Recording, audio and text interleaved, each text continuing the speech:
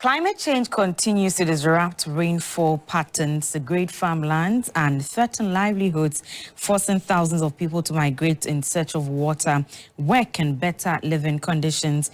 In Ghana, experts warn that the youth, who make up more than 77% of the population, are especially vulnerable as they migrate to the cities, often facing unemployment, overcrowded infrastructure, and exposure to social vices.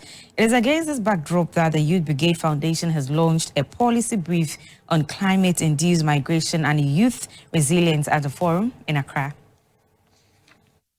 Displacement from extreme weather, slow onset environmental changes, and economic and social factors have been identified as some climate change drivers of migration.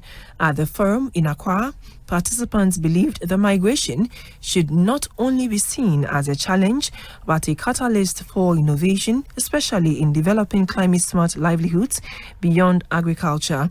They emphasized the need for policy coherence, a better city management, and capacity-building programs that will enable youth to actively participate in climate action.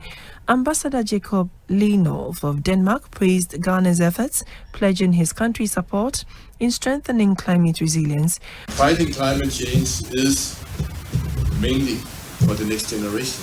And I just want to assure you that you can count on us in that work.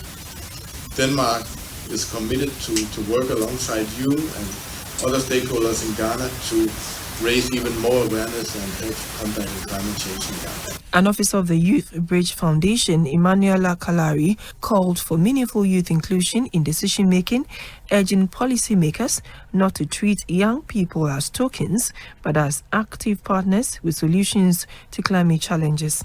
What we are saying is that bring youth on board, bring us to the table of decision making, include us in policy making, the UNFCCC, the African Charter on Youth, and all these other bodies recognize the need for youth to be in climate change decision making.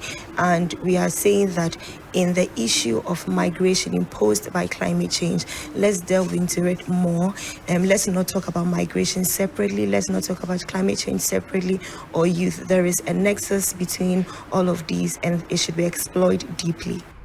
Dr. Vincent Azuma of the West Africa Network for Peace Building called on President John Mahama and the government to intensify efforts to end illegal mining, linking environmental degradation directly to migration and water insecurity.